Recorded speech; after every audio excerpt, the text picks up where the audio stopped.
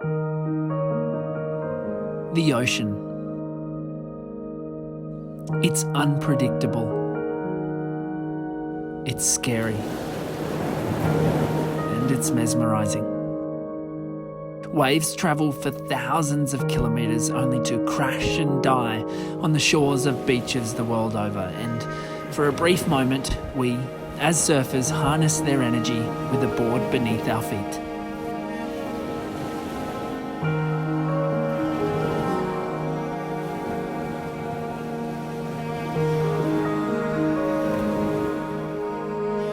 It sounds poetic and simple, right? But it's not always the case. Guys, today I'm going to show you how to position yourselves out in the ocean so that you can catch more waves every single session. This is lesson of the week and you should seriously subscribe now. Oh, and how do you guys feel about coming on a beginner to intermediate surf retreat somewhere beautiful, somewhere luxurious with Ryan and I? If you're interested, head to kalebrock.com.au/how-to-rip to register your interest, or just follow me on Instagram to get the announcement. Now, I'm going to try and give you a mixture of point of views today. Some from the GoPro, some from the cliff, some from the air, all in the effort to give you a better understanding of what waves do and how you can predict what they do. Now, I thought first off we should establish some basics. A left and a right wave. Now, if you already know this, just be patient. We'll do it really quick. A left, when you look at it from the beach, actually breaks toward the right. The reason it is called a left is because the surfer turns left when catching it in the water.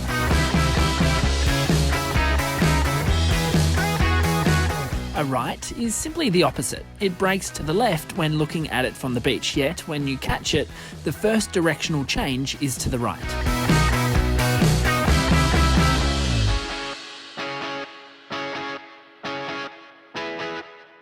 A closeout is the term used when the wave has no direction at all. It all breaks at once. Generally, these are pretty boring waves to surf because they don't give us a face to work with and do turns on. In general, unless you're messing around on a crazy shore break or something, avoiding closeout waves is a good idea. So that gives us the basics, but how do you actually know which direction a wave is going to break before it does? Well, it actually comes down to two things. Number one, the consideration of the shape of the wave itself, and number two, the consideration of where you are surfing. Say you're surfing a right-hand point break like Winky Pop at Bells Beach here. Obviously, Winky is a right-hand wave and you can accurately expect the wave to continue breaking in that direction because the shape of the reef and the swell is obviously quite consistent. The swell comes from the southwest and that causes a right-hander to form, and the reef is generally not going to change that much. Surfing something like a beach break might be a bit different because you often have no defined bottom that the waves break on, or the swell is often peakier as it moves along trenches and gutters of sand out in the ocean. This results in what we'd call a mixed bag of waves. Some lefts, some rights, some closeouts, and more. When I was younger, it was all about the beach breaks for me. I used to love trying to do airs and do big turns on fun beaches. Nowadays, and this is quite typical as you sort of progress with your surfing, it's all about getting tubed, and that's why a good reef break is really what I'm chasing these days. However, a good barreling beachy, something like Stratty in Queensland, tends to mix the two, hence it's probably one of my favourite waves.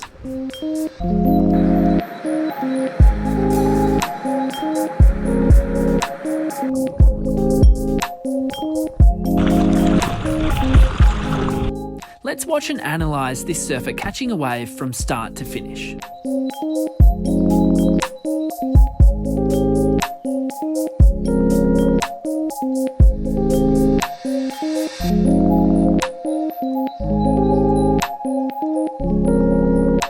Now, let's break it down into the three main components.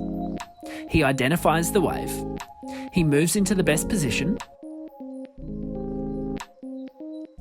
he paddles in and he takes off. Let's focus in on the identifying part and the positioning part of these three components. From this drone angle, it is a little difficult to see the shape of the wave, so let's jump to a POV of a different wave right now. Yeah, that's better, I like that. You can see the moment that I actually evaluated the wave approaching and decided to catch it. It's right about there. But what did I see? How did I know that this particular wave was going to be a good one? Well, what I'm actually looking for is a distinct difference in wave height across the swell. See here how the wave is bigger in this section here. This indicates that this is the biggest power source of the wave and as such will break or dissipate its energy first.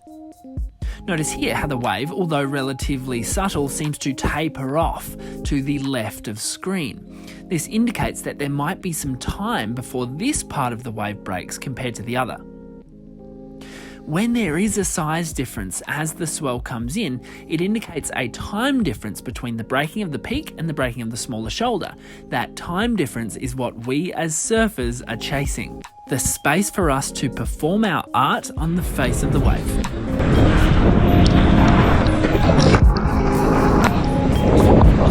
That wasn't too bad, that was a nice wave.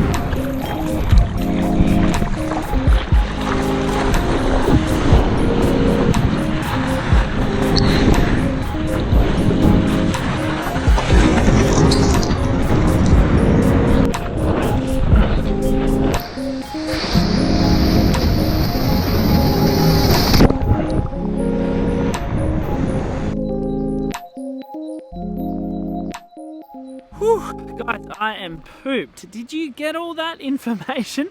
I just surfed for 3 hours and I'm just thinking and reflecting, it's really hard to teach something as experiential as wave positioning and reading waves. I mean, how do you teach someone to assess thousands of different stimuli at once? I'm talking about the swell, the previous waves you've caught, the tide, what's happening with the wind. All these things really come into play when it comes to reading waves. But anyway, let's have a look at what happened out there from the cliff to give us a better idea of how this session went. This wave is actually a little reef break around where I grew up. And this particular day, as you can see, is super glassy and slow, which results in some pretty classic, predictable and easy conditions for catching waves. Let's assess some of those waves then, because there are actually quite a few different options for us in this particular lineup. As this little roller comes through, notice how what we spoke of before, the difference in height of the swell, becomes apparent as the energy moves over the reef. The shallower parts of the reef cause the wave to rise and eventually topple over as a crashing wave. But see how there are multiple options here, not just one. We have this steeper, faster right-hander here, which is obviously what I chose to surf today. We have this fat, slow left here, an excellent beginner choice. And we have this slower, fatter right further over here, which interestingly actually becomes the better wave of the three on a high tide. As the wave breaks, we see the stark differences in swell height, and we know that, generally speaking, the steeper the crashing wave, the better it is for surfers. This is because these areas give us the most lift out of the water and can carry us across it on our boards most easily. See if you can decide now which parts of the wave you would be trying to take off on. Where would you have paddled in order to catch the wave? See if you can point it out. Now let me point out here where I personally would choose to sit on each wave. A lot of positioning comes down to simply knowing the spot that you're surfing. Often I find that some of the best surfers in the world, you can just tell that they really know a spot when you're out there with them. They're catching all the best waves, and that is certainly something that needs to be taken into account when you're discussing this idea of positioning.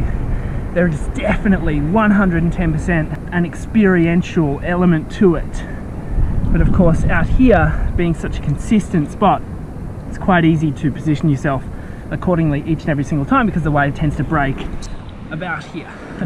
So I know that, whereas on a beach break, it can be a little bit more difficult because you have these varying swells, these varying contours at the bottom of the ocean, and that's going to affect the wave. Keep in mind that positioning also must take into account your ability as a surfer. As I mentioned before, generally speaking, the steeper part of the wave is where we want to be in order to catch it.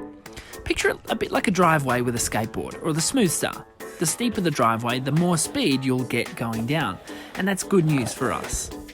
Now, beginner surfers can actually use this difference in the height of the swell strategically. Obviously we're trying to take off in the steepest part of the wave, generally speaking, unless it's like 6 foot and heavy tubes, because that's where we're going to get the most speed. However, with more speed, obviously you need more control, and beginners don't always have that. And that's why, as a beginner, they can actually sit off to the side of the steepest part of the wave and take off there. The caveat here is that sometimes a more slopey section has a smaller takeoff zone, if you will, because of the lack of steepness. It can be harder to paddle in and hone in on that zone to catch the wave, and thus a bit harder to stand up. If there's one more tip that I can share with you guys, it's to continually mind surf. Mind surf as you're walking down the beach. Mind surf these little waves here as you're walking up after a surf. Imagine yourself paddling into them. It's these tiny habits, I think, that really separate beginner surfers from advanced. And it separates those beginner surfers who are inevitably, imminently going to progress all the way through to the advanced surfer.